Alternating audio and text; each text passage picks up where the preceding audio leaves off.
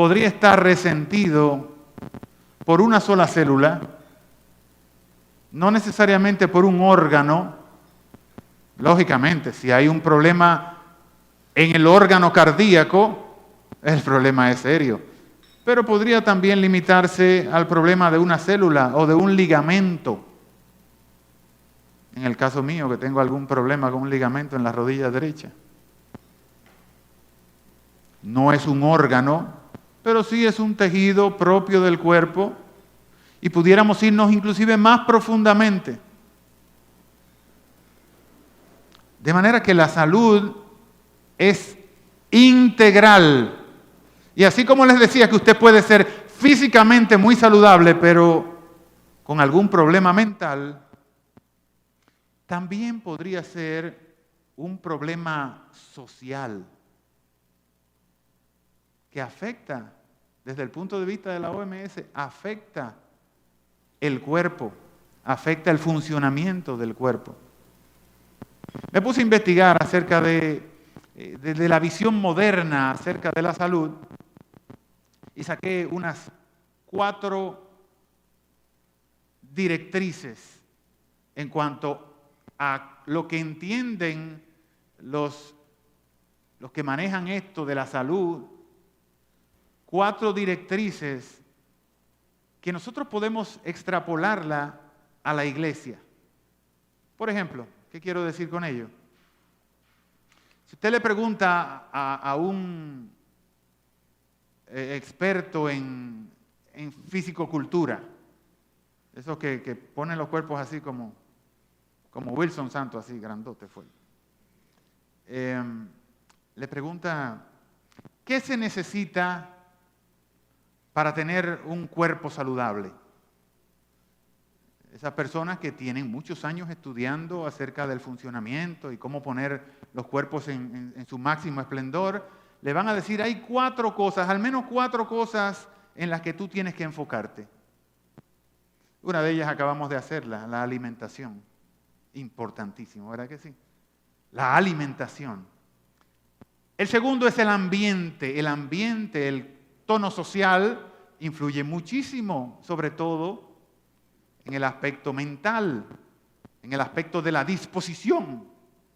El otro es el ejercicio, fundamental también para tener un cuerpo en buenas condiciones. Hay que ejercitarlo porque cualquier cosa que no se ejercita se atrofia.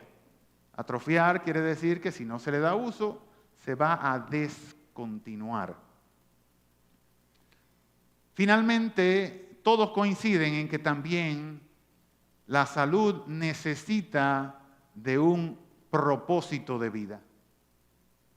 Si no existe este propósito, el propósito claro dentro del organismo de ser mejor, de ser más hermoso, de ser más saludable, no hay manera de que llegue.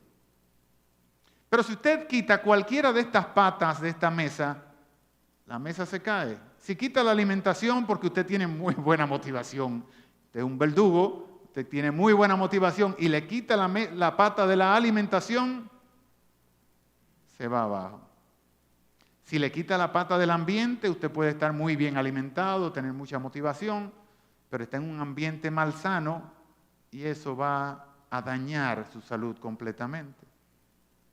Y ni hablar acerca del ejercicio físico. Lo que no se ejercita, se pierde. Esas personas que han desconectado alguna parte de su cuerpo, sea una mano, un pie, los labios, si se le desconectan del cerebro, se atrofian a un punto de que prácticamente se secan. Porque no tienen el ejercicio, Dios te bendiga, no tienen el ejercicio que le corresponde. De aquí podemos entonces sacar algunas cosas, mirándolo desde el punto de vista de estos expertos, de lo que nos presentan estos expertos, podemos sacar algunas cosas que nosotros pudiéramos decir, entonces vamos a ver en cuáles cosas nosotros podemos fijarnos en la iglesia si queremos ver una iglesia saludable.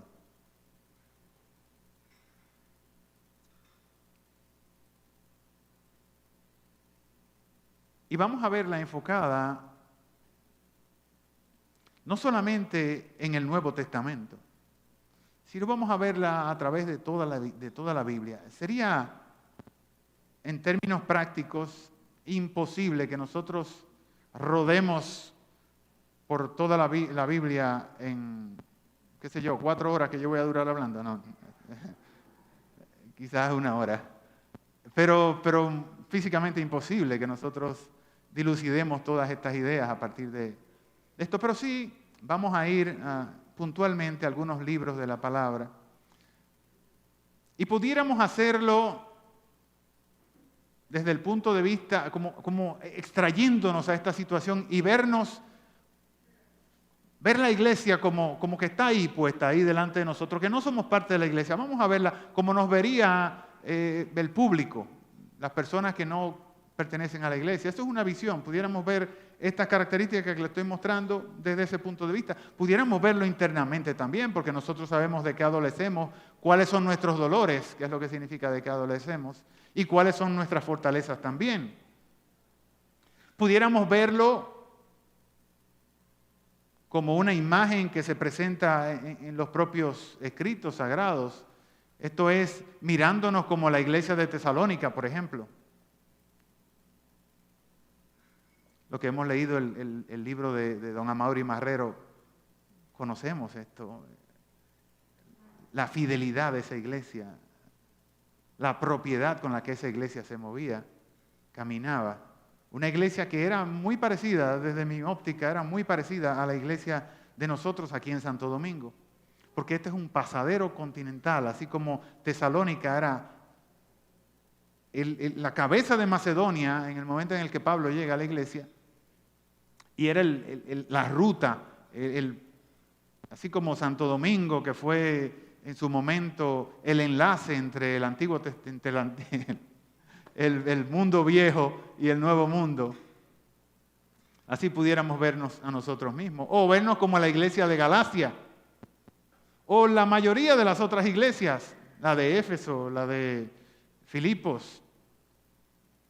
Y pudiéramos estudiarnos en esos libros específicamente. Vamos a vernos en el libro de Tesalónica, a ver si nosotros nos parecemos al de Tesalónica, a la iglesia de Tesalónica. Vamos a vernos en el libro a los Gálatas, en la carta a los Gálatas, a ver si somos insensatos, como le dice el apóstol Pablo a esa iglesia. ¡Oh, Gálatas insensatos! ¿Quién los sedujo para que perdieran esa visión que yo puse en ustedes? La única. O pudiéramos vernos, otra forma de vernos también, pudiéramos vernos en las cartas del Señor Jesucristo a las 7 iglesias en el Apocalipsis. Y ahí quisiéramos ser como Esmirna, sin reproches. Son 7, ¿verdad? Son 7 cartas. En las 7 hay 5 a las que solamente hay golpes.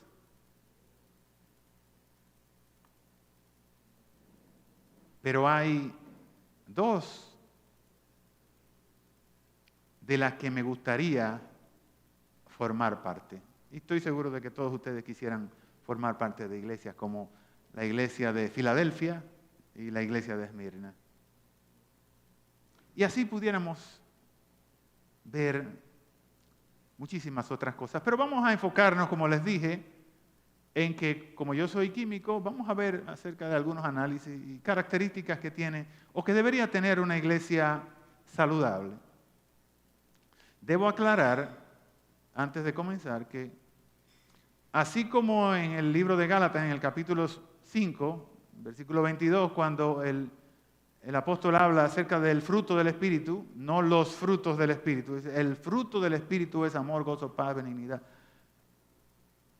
No hay un orden especial para mencionar estas características, pero que la falta de una de esas características derriba todo el edificio de la salud de la iglesia. ¿Por cuál empiezo? Voy a empezar por la que yo quiera. El Padre puso en su sola voluntad, dice Efesios. Fernando puso en su sola voluntad también. ¿Por qué no? De manera que tampoco podemos hablar de que hay una primacía, de que hay una característica especial, como tampoco podemos hablar de que hay una primacía en los órganos del cuerpo. No podemos hablar de que hay una primacía entre las características de salud de un cuerpo. El pasado miércoles estuvimos hablando acerca de cuáles eran puntualmente las características de la iglesia primitiva. Y eso está bien definido en el libro de los Hechos, en el capítulo 2. El capítulo 1, 2 y hasta el capítulo 3 nos habla acerca de esa iglesia primitiva y de las características de ella. Y podemos ver la iglesia también, nuestra iglesia, a partir de esto que podemos encontrar aquí en el libro de los Hechos. Lo que sí quiero decirles es que reitero, que la salud es un asunto integral. Es entero. No se puede fraccionar, porque el fraccionamiento propio de la salud ya es una inconformidad con la propia designación de la palabra salud. Fraccionamiento es integralidad. Lo que estudiaremos hoy no son las únicas características que tiene una iglesia saludable. Si nos adentramos en la palabra de Dios, podemos encontrar, yo voy a mencionar algunas 10 o 7, no sé hasta dónde me alcance el tiempo o hasta dónde le alcance la paciencia a ustedes, pero vamos a ver algunas características, no siendo las únicas o las exclusivas las que hay, sino que, según he investigado, hay diferentes formas de ver estas características de la iglesia saludable. Lo que sí vamos a estudiar son algunas que yo entiendo, es desde mi óptica, que sí nos pueden presentar rápidamente evidencias de algún problema con la salud de la iglesia. El miércoles pasado vimos algunas de estas características y podemos aplicarlas también. Les invito, porque ya lo subieron a la red, si no tuvieron la oportunidad, hay un paquete de gente que sí, pero si no tuvieron la oportunidad de verla, está en la red de nosotros, está en el YouTube de la iglesia y pueden entrar y ver esa alocución del pasado miércoles.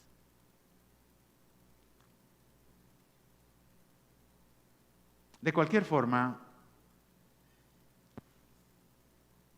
no podemos hablar acerca de las características de la iglesia sin comenzar por la fe.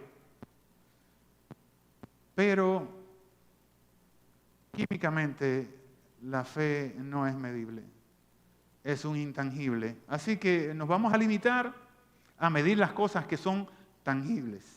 Pero evidentemente no podemos hablar de iglesia si no partimos acerca de la propia definición de iglesia, que es precisamente fe.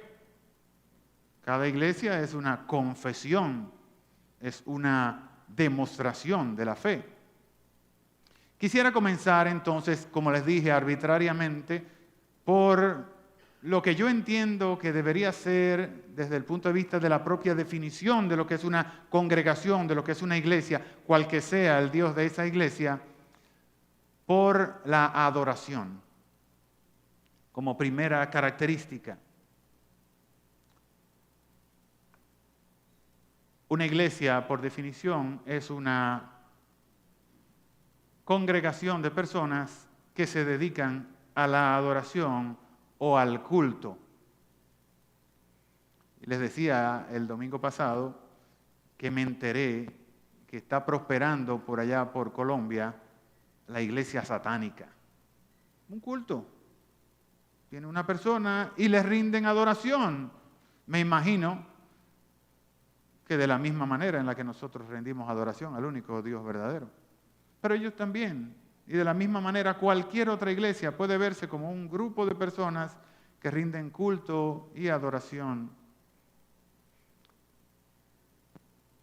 en ese libro de Efesios, en el capítulo 1, los versículos 6, los versículos creo que 12, 14, nos habla acerca de lo que toda iglesia hace.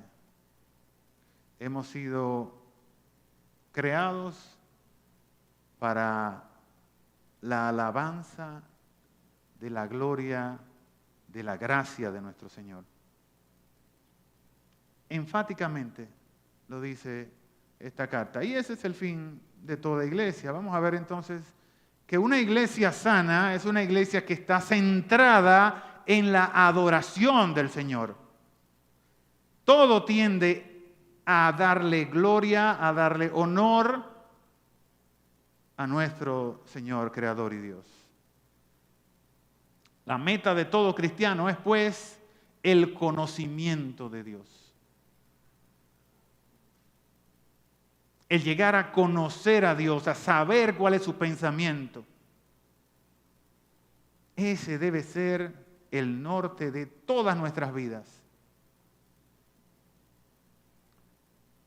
Si tienen algo de qué jactarse, dice Jeremías, que sea precisamente que me conocen, que conocen mi palabra. Es este conocimiento el que nos conduce a la única adoración que el Señor acepta. La única adoración que el Señor acepta. El Señor no acepta toda la adoración, toda la alabanza de cualquier persona o de cualquiera, no.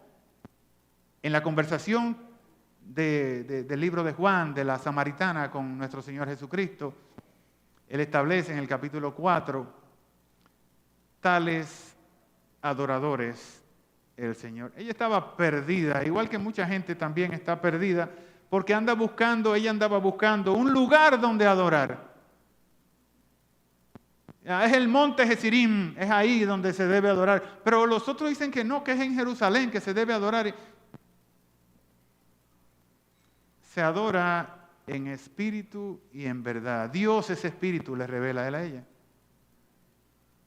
¿Se puede adorar al espíritu en algo material? No. El Señor busca que le adoremos en espíritu y en verdad. Esa es la verdadera adoración. Conocerlo es, pues, la tarea de todos nosotros. Involucrarnos con la Escritura, conocer, saber exactamente qué quiere. Al final, lo único que nosotros necesitamos y debemos ser es tener la mente de Cristo.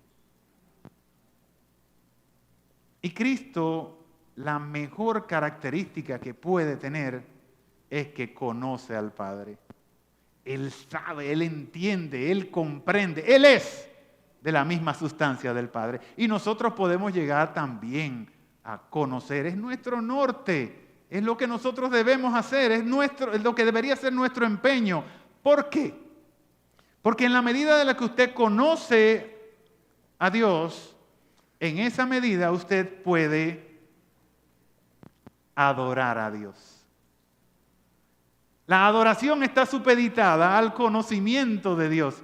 Usted tiene un Dios chiquito en la cabeza que es un hacedor de milagros, un Dios que castiga, un Dios que tiene un mazo en la mano y te golpea, es una imagen de hombre. Entonces usted va a adorar a ese hombre, porque esa es la imagen que usted tiene de Dios. ¿Usted cree que Dios es un ser etéreo que está poblando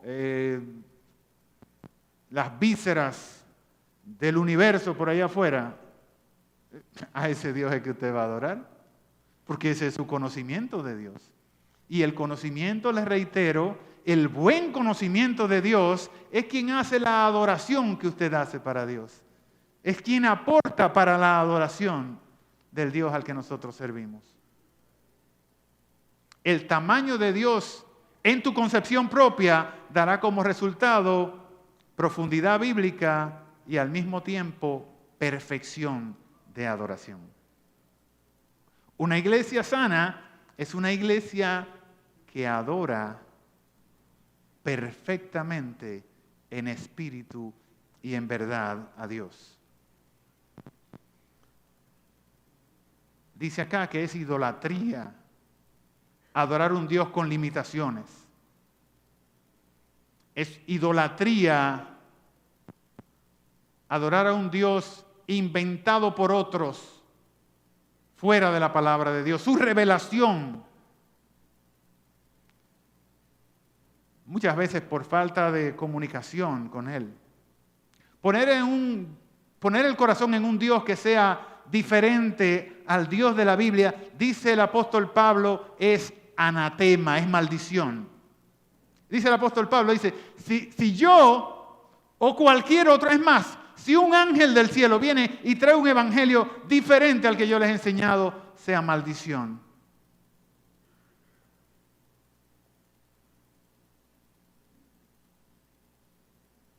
Es idolatría adorar a un Dios diferente al que está revelado en su Escritura.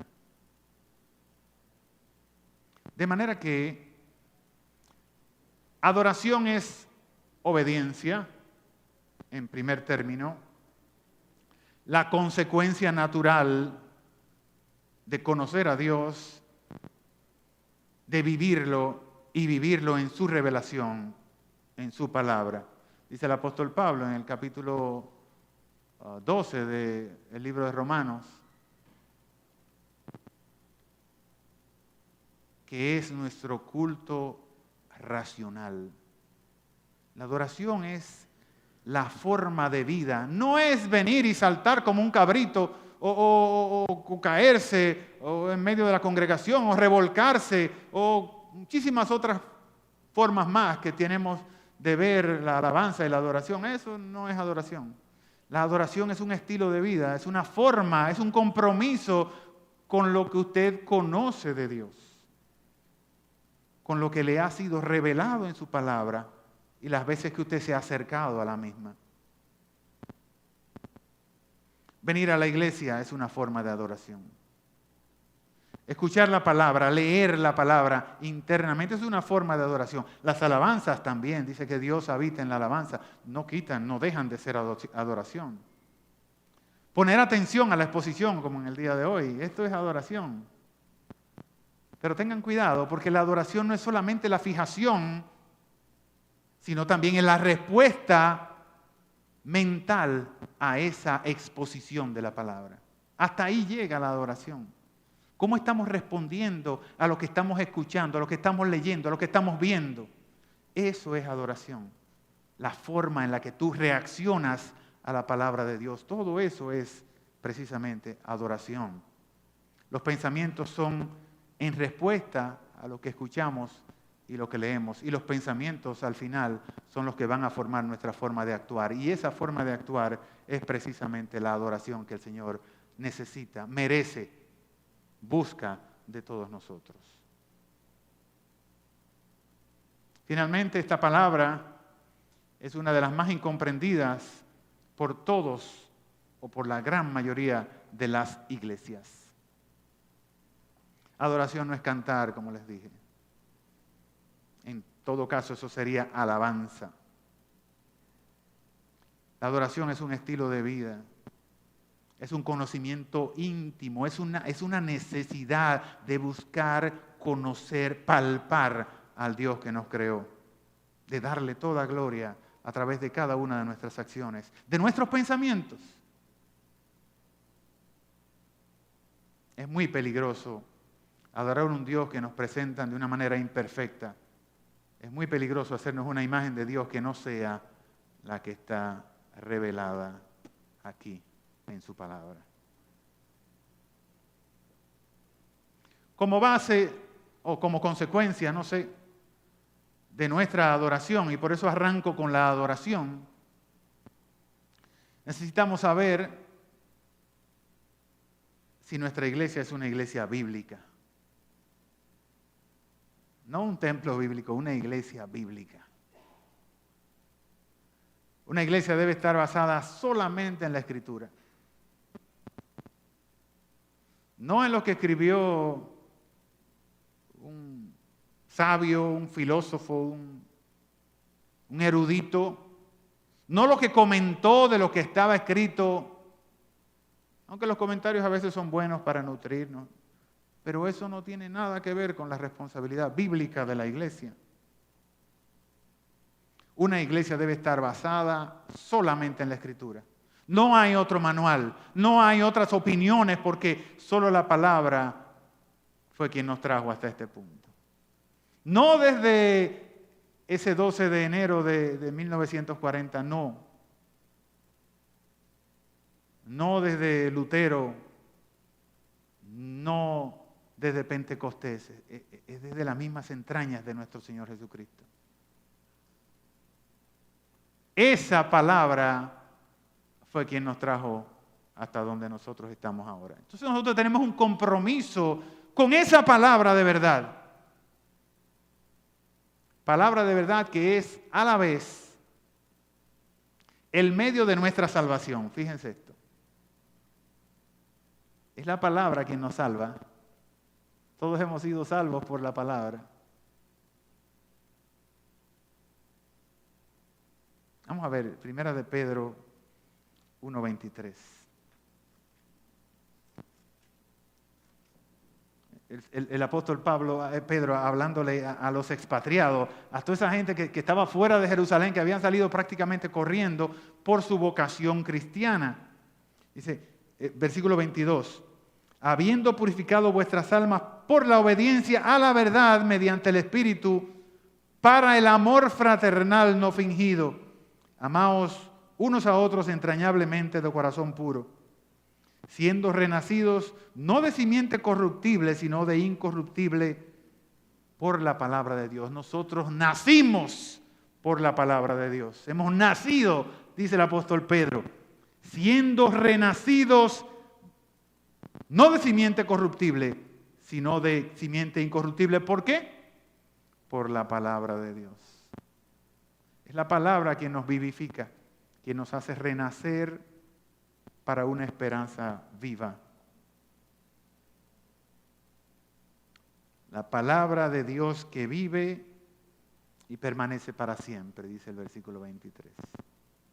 Un poquito más atrás aquí en el libro de Santiago, que está prácticamente pegados, en el 1:18, dice, Él, de su voluntad, nos hizo nacer, ¿por qué?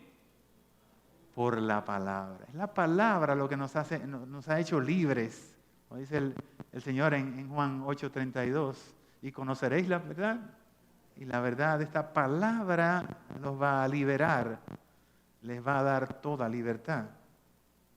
Él de su voluntad nos hizo nacer por la palabra de verdad para que seamos primicias de su criatura. Y así me siento yo. Me siento ser primicia del Señor.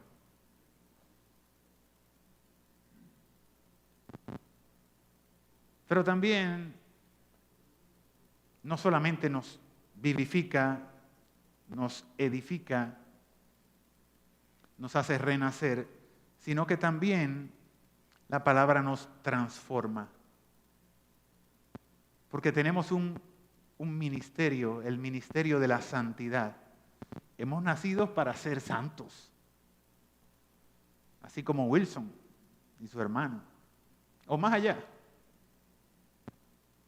Nacidos para ser santos. ¿Y a través de qué podemos santificarnos?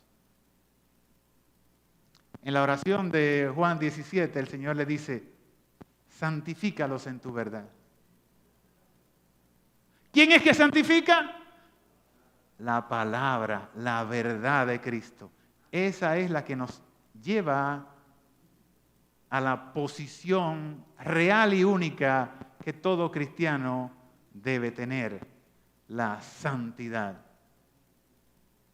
Una iglesia sana debe estar basada básicamente en la Biblia. No en huecas sutilezas, no en filosofías, sino una iglesia sana está basada en la palabra de Dios, en todo el consejo de Dios que está vertido en la Biblia.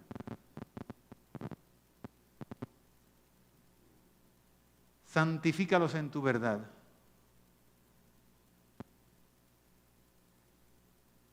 Tu palabra es verdad.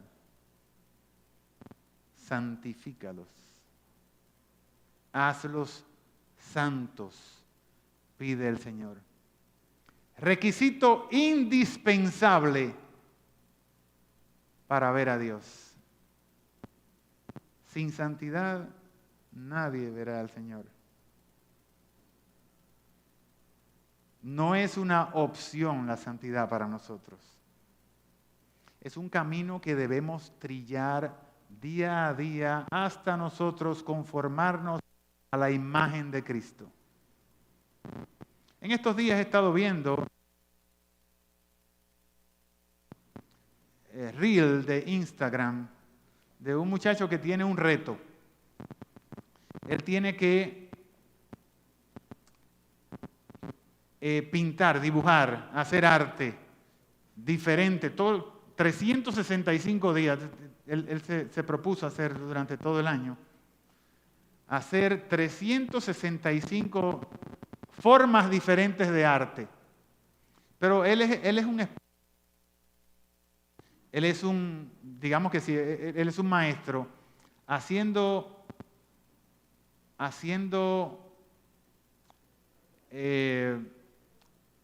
un arte especial. Él recorta pedacitos de papel y de cartón y pone palitos y todas esas cosas encima de algo, encima de un cartón, por ejemplo. Y usted lo ve y usted lo que ve es un desorden, porque él lo corta con las manos así, lo rompe. Entonces, si usted se para frente a esa obra de arte, usted lo que ve es un despelote, una cosa que no tiene sentido.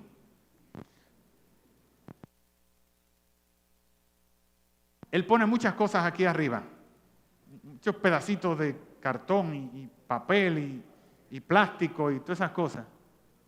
Y usted lo ve y no tiene sentido. Pero entonces, usted le pone una luz aquí y eso proyecta una sombra en la pared. Y cuando usted voltea y busca una posición, entonces aparece la cara de alguien con todos los detalles. Una cosa maravillosa.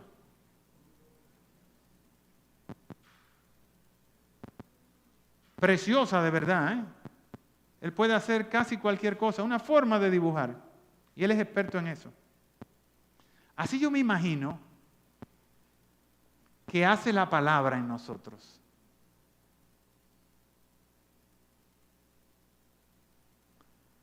La palabra, la Biblia, va quitándonos pedazos, rompiéndonos en pedacitos. Y nosotros tropezamos con la palabra y la palabra nos quita algo. Nos quita algo de nuestra integridad, de lo que somos completamente. Nos quita algún pecado, algún pensamiento, alguna acción. Y si lo vemos así, vamos a ver la misma obra de arte de este muchacho. Una cosa como sin sentido. Pero entonces el Señor voltea y todo eso que nos ha quitado, cuando ponemos la luz, sale la imagen de Jesucristo. Lo bueno es que a todos nosotros la palabra nos quita cosas diferentes. Lo que me quita a mí no es lo que te quita a ti. Pero es la palabra que nos va conformando a esa imagen. Si quitamos la palabra de la iglesia, esto no es una iglesia. Una característica fundamental de toda iglesia sana es que está apegada a la voluntad de Dios revelada en su palabra. Lo último que el apóstol Pablo le escribe, lo último que escribe el apóstol Pablo se lo escribe Digo, de lo que tenemos registro. No sabemos si escribió un poquito más allá, porque el Señor quiso que tuviéramos esto en la mano. Ni más ni menos. Dicen que hay 4 cartas a los Corintios. El Señor quiso que tuviéramos 2 cartas a los Corintios. Y eso es lo que nosotros debemos tener. La última de las cartas, como yo les decía, del apóstol Pablo registrada, ustedes saben que es la segunda carta a Timoteo. Y en esa última carta a Timoteo, en el capítulo 4, que es lo último que le dice a Timoteo, de todo lo último que le va a decir, último capítulo, antes de las salutaciones finales y las instrucciones ya de corte personal, dice, no tomes agua, toma vino porque tú tienes problemas de estómago. Dice en el capítulo 4, versículo 1 de esa segunda carta, y quiero que subrayen ahí. Te encarezco delante de Dios y del Señor Jesucristo. Significativo. Todo hebreo, para todo judío que se jacte de ser, usted cuando hace una puntualización, usted tiene que hacerla delante de 2 testigos, para que no haya vuelta floja. Y mira los 2 testigos que se busca Pablo para decirle a Timoteo sus últimas palabras. Dice, te encarezco delante de Dios y del Señor Jesucristo, que juzgará a los vivos y a los muertos en su manifestación y en su reino.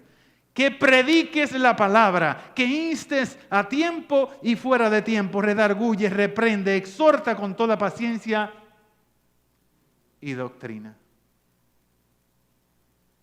¿Qué es lo que tiene que predicar, redarguir? La palabra. La palabra. Que exhortes la palabra.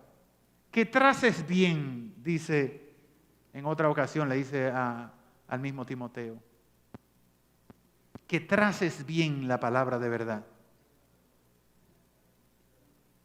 Nosotros, como iglesia del Señor, para ser reconocidos como una iglesia sana, no podemos estar desviándonos de la palabra o escuchando cantos de sirena.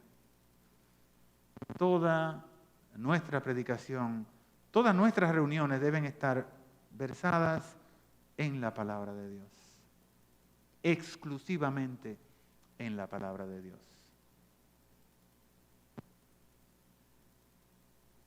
En Hechos 6 se presenta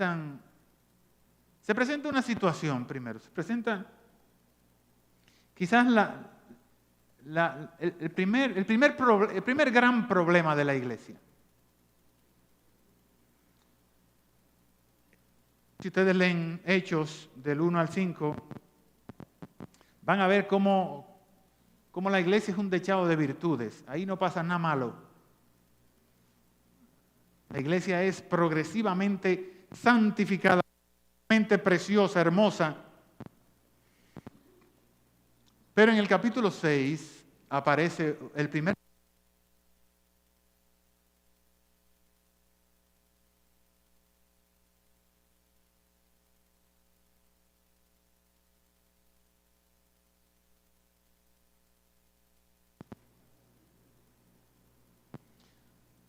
En aquellos días, dice, como creciera el número de los discípulos, hubo murmuración de los griegos contra los hebreos de que las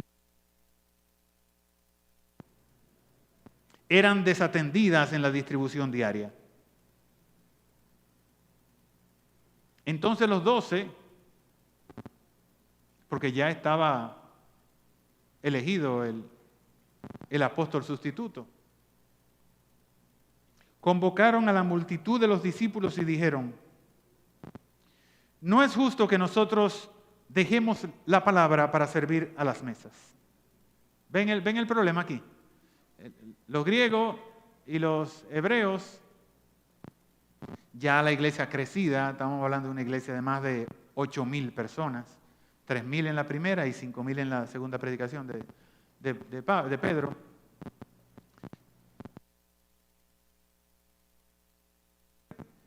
Que había cierto problema. las viudas de los hebreos están muy bien atendidas. Los huérfanos de los hebreos están muy bien atendidos.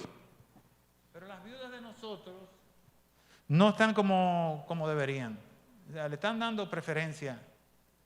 Y eso, yo estoy seguro de que los griegos estaban pensando, eso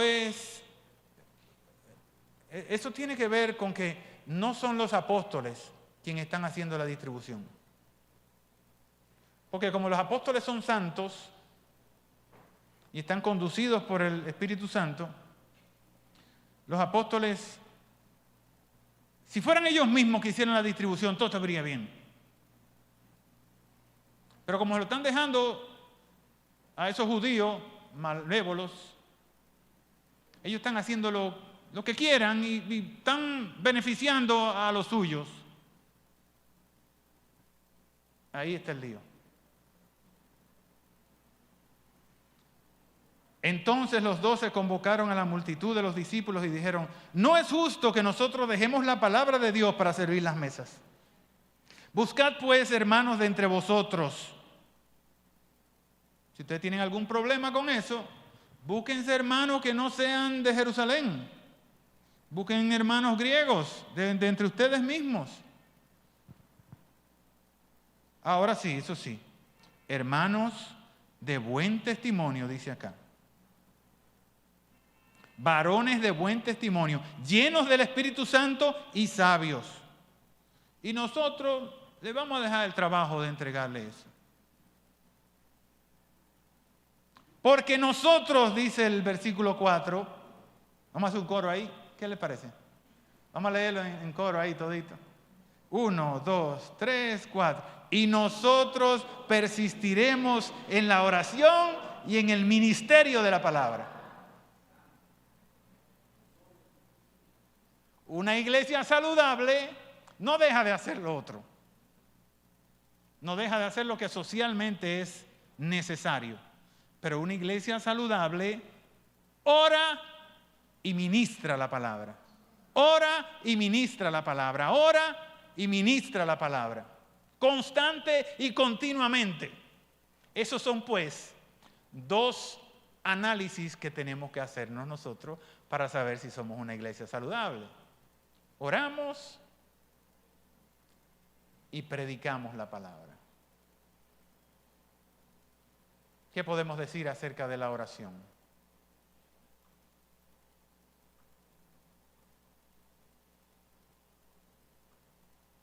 Don Manuel siempre dice, poca oración, poco poder.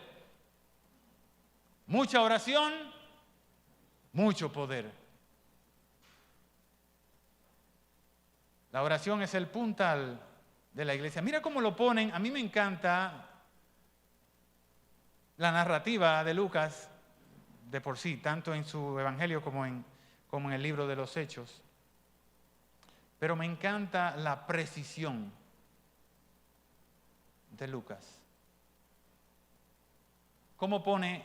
Nosotros persistiremos en la oración primero que cualquier cosa y en el ministerio de la palabra. Yo les he dicho que no hay un orden especial, pero llevándome de ese orden vamos a tratar esas dos características de la iglesia saludable, cómo las presenta. La oración es la única manera de conseguir poder y dirección de parte del Señor. Si somos el cuerpo de Cristo y es Cristo quien nos muestra hacia dónde, cómo y por qué vivía, entonces tenemos que mirar el ejemplo de Cristo. ¿Y cuál es el ejemplo de la vida de Cristo?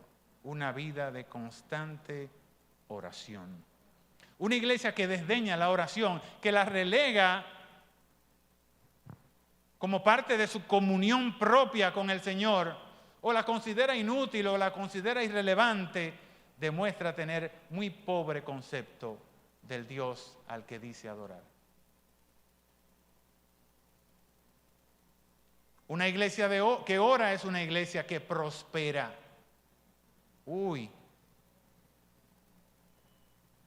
Nosotros tenemos que ponerle una infusión. Tenemos que ponerle un suero a nuestras iglesias. ¿Por qué no hay un culto más difícil que el culto de oración en cada una de nuestras iglesias? Yo he estado prácticamente en la mayoría de los cultos de oración. Qué difícil es que la iglesia entienda si hay algo en lo que nuestras iglesias están sacando malas calificaciones, o si hay algún análisis en el que nosotros vamos a salir realmente mal, es en la forma en la que nuestras iglesias están siendo apoyadas en la oración. Si la iglesia tiene 200 miembros, esperen que no más de 20 van a venir a los cultos de oración.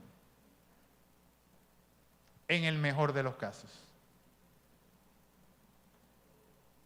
Y una iglesia que no ora es una iglesia que no se cohesiona acerca de la persona del Dios al que adoramos. Si no hay oración en conjunto, si nos dispersamos en ese ministerio tan importante, se nos cae toda la iglesia.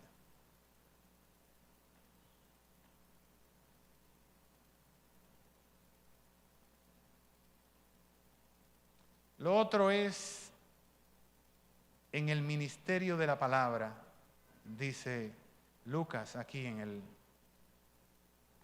el capítulo 6 del libro de los Hechos.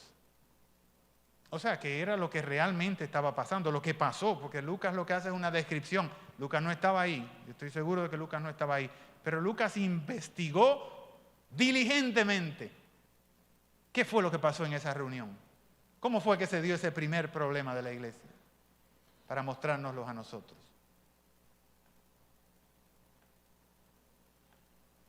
En la oración, primera característica, y en el ministerio de la palabra. Yo voy a cambiar eso de ministerio de la palabra por doctrina. ¿Les parece bien? El ministerio de la palabra lo vamos a cambiar por enseñanza de la palabra. Y la enseñanza de la palabra lo conocemos como doctrina. Esta es una palabra complicada.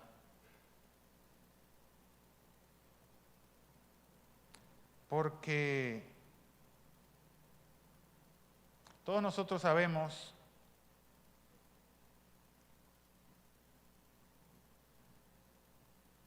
que hay diferentes denominaciones, diferentes iglesias, porque hay diferentes doctrinas. Sí, estamos en lo fundamental, estamos perfectamente de acuerdo. Pero hay enseñanzas,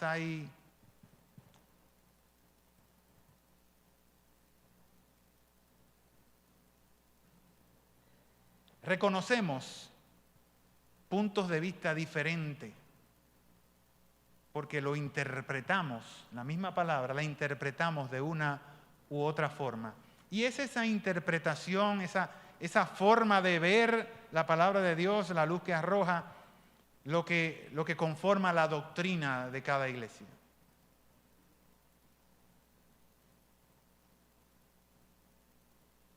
Y evidentemente que sí, que la doctrina divide, que por eso no somos una sola iglesia, un macizo de iglesia, la iglesia de Jesucristo, sino que tenemos los católicos por un lado, los adventistas, y así no quisiera mencionarlo no es mi intención buscar problemas o pleitos entre nosotros porque no tiene sentido, además no estamos llamados para ello. Nosotros no somos contenciosos, la iglesia de Dios.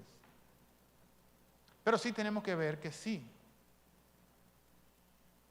Esta es una palabra difícil. Y cuando se va a hablar de doctrina, en muchas ocasiones dicen, no, mejor no hablemos de eso. Usted le habla a cualquier persona que no es de nuestra denominación, por ejemplo, vamos a hablar un poquito de doctrina. Me dice, no, háblame de Cristo. Háblame de Cristo, no me hable de doctrina, porque es que realmente, evidentemente la doctrina divide.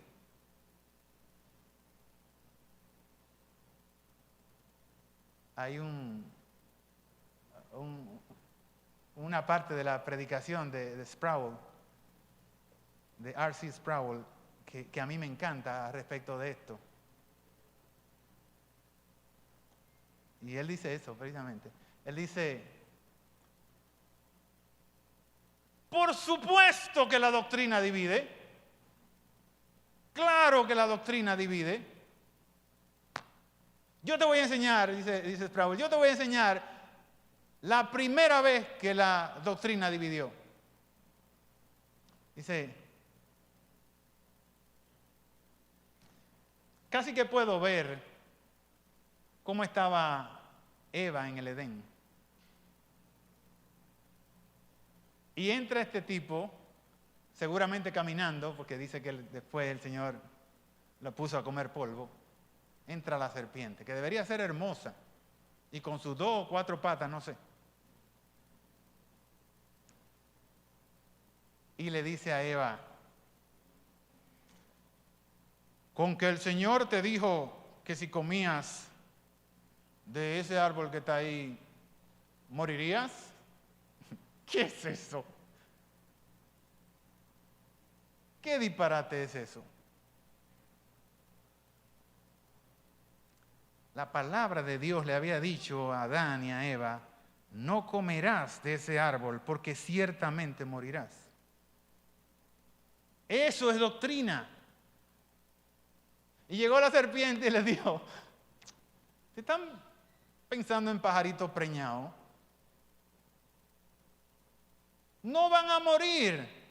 Esa es la primera vez y la mejor forma de ver lo que es la doctrina. La interpretación de la propia palabra de Dios. Si está claro, ¿por qué tenías que desviarte? Si está clarísimo.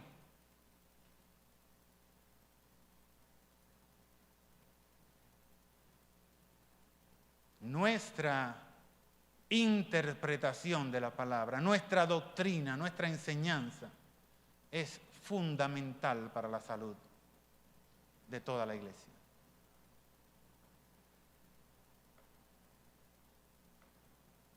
Recuerden de nuevo que la vida de todo cristiano debe estar dirigida solamente a 2 cosas. A la salvación, ya sea propia o sea de los que nos importan, que debe ser todo el que está alrededor nuestro. Y a la edificación, o sea, a la santidad, tanto de nosotros como también de los que nos rodean. La Biblia es el manual de conducta, el manual de fe del ser humano. Contiene esa necesaria doctrina para salvar y para edificar, como ya lo habíamos visto. Con fe. Leamos lo que le dice Pablo a Tito en el capítulo 2.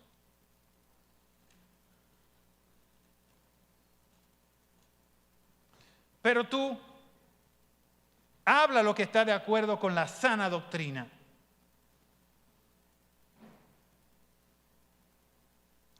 No es una recomendación del apóstol Pablo a Tito, ni a Timoteo tampoco. Él no lo hace como una recomendación. Yo creo que tú deberías hablar lo que es lo correcto o lo que yo te enseñé. Es una orden. Pero tú, y véanlo ahí, pero tú habla lo que está de acuerdo con la sana doctrina. Eso también aparece en 2 de Timoteo, capítulo 4, versículo 2. Traza bien la palabra de verdad. Enseña lo que ha sido enseñado. Busca dentro de la Escritura lo que es necesario para enseñar. Hay tanta necesidad de doctrina. nosotros debemos dar gracias a Dios. Porque nosotros no tenemos un libro paralelo, no tenemos un comentario de fulano de tal, a pesar de que tenemos, modestia aparte, de los mejores comentaristas bíblicos habidos y por haber. La Asamblea de los Hermanos tiene de lo mejor de los mejores. Pero nosotros no sacamos un libro de Bruce, de F.F. Bruce, ni sacamos un libro sacamos el de Apuntes Doctrinales, porque a César lo de César, ¿verdad? A propósito, el pasado año, la primera decisión que tomamos, ¿verdad?, fue de estudiar el libro de Apuntes Doctrinales y ponernos claros o muy claros en lo que nosotros somos y en lo que nosotros debemos enseñar como doctrina.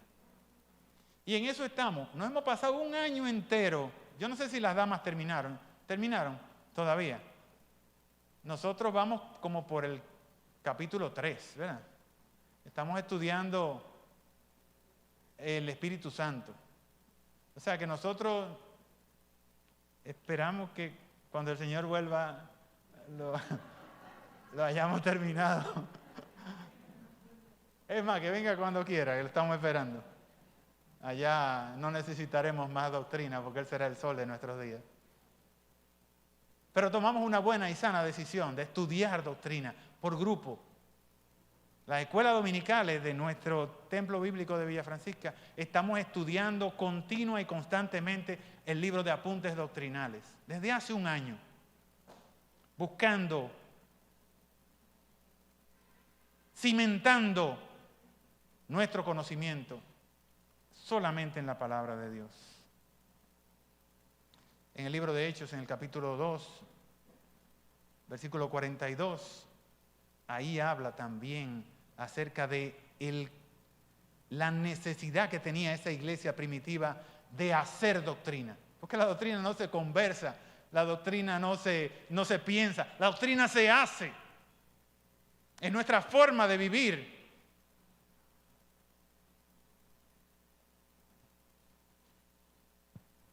La mejor de las expresiones que he oído acerca de lo que es la iglesia, de lo que somos nosotros, porque al final la iglesia es cada uno de nosotros, es que nosotros somos la Biblia de los que no tienen Biblia.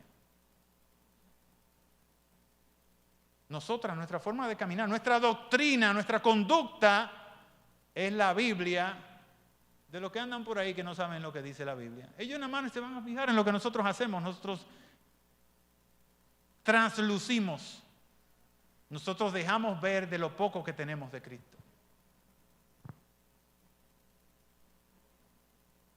La doctrina salva, como hemos leído en 1 de Timoteo 4, y la doctrina santifica.